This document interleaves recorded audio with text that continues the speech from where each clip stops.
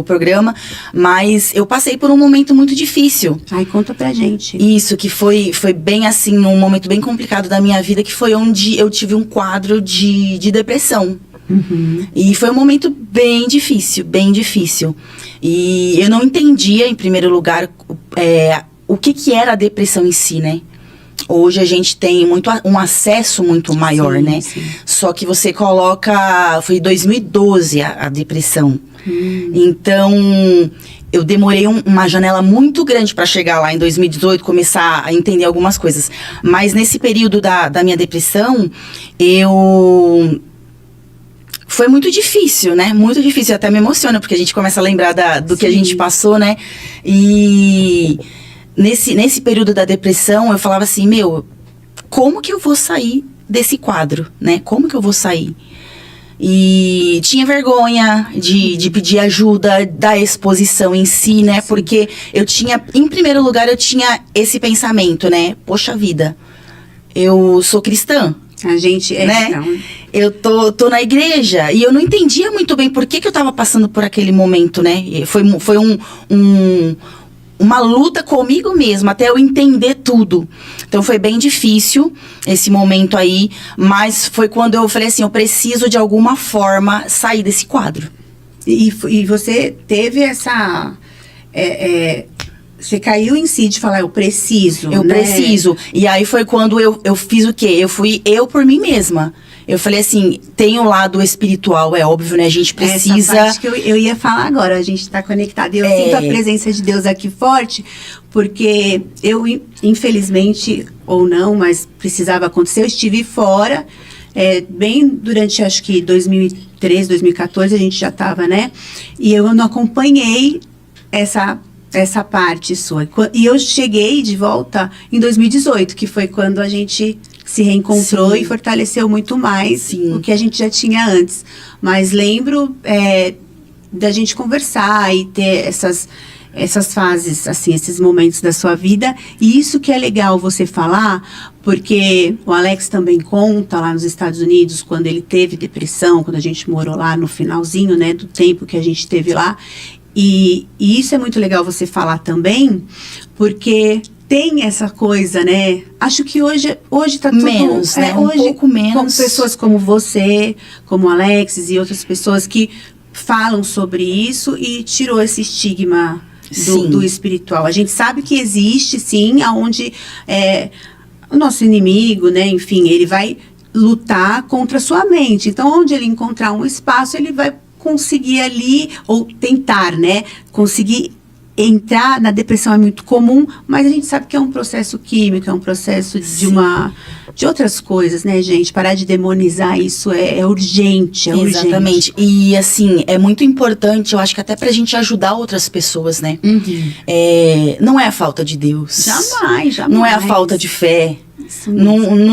A gente não pode jogar tudo em cima disso. Não, tem muitas coisas que envolvem, sabe? É o tal do copinho cheio.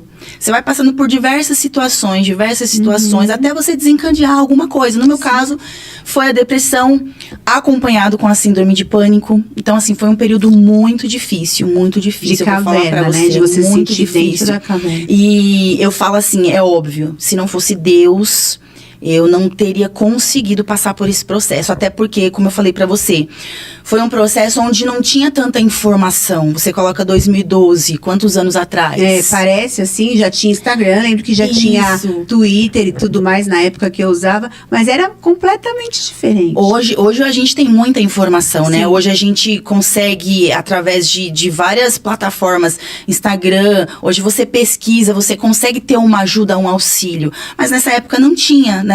Então, assim, eu tive que meio que ir sozinha. Então, eu lembro que eu, óbvio, buscava Deus ali, né? Tentando entender algumas coisas. E também eu fui começar a procurar uma ajuda, né? E eu falava assim comigo mesma, eu preciso sair desse quadro.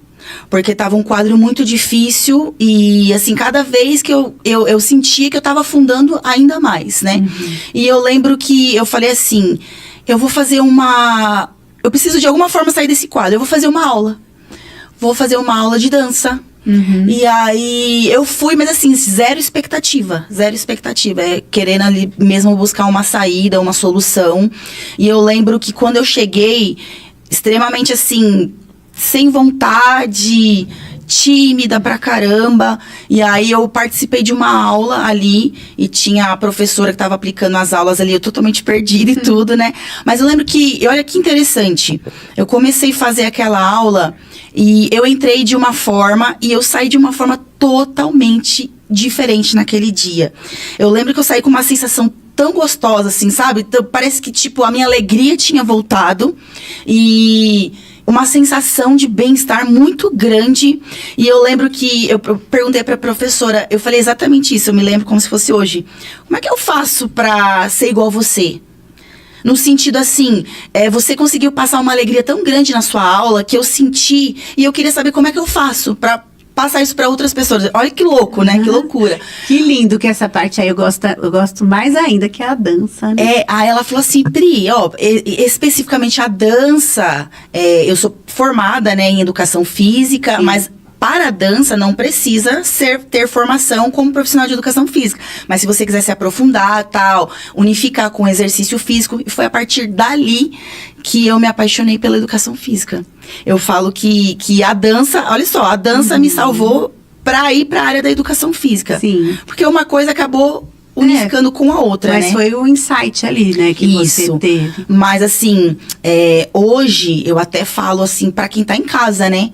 Você, mulher, alguém que esteja passando por esse período aí, gente, peça ajuda.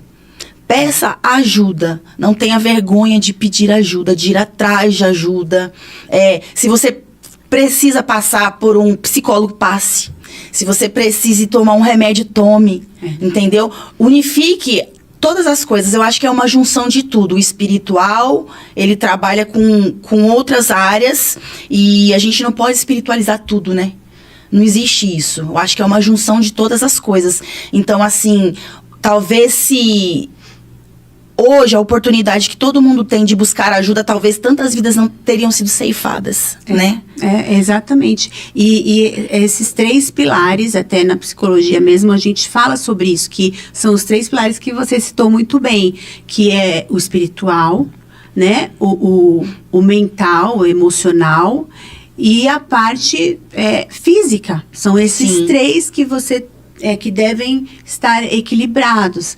E muitas pessoas acabam ignorando a parte física, ou então a parte mental, ou ainda até a espiritual, porque muitas das vezes acham que estão, né, cuidando dessa parte e não estão assim em outras questões, preocupado com a roupa do outro, preocupado com né, ou tô aqui na igreja, nossa, isso é a prova de eu estar na igreja, eu venho de domingo a domingo, mas não estão assim entregando de verdade, confiando, porque tudo a gente tem que sair do controle, né? Até isso que aconteceu com você precisou viver, você vê que você precisou viver essa fase de depressão, de pânico, aonde por você mesmo, porque com certeza eu tenho absoluta certeza disso, até pela sua família, não só a sua família, a sua que você construiu com o pastor, né, com o pastor Rafael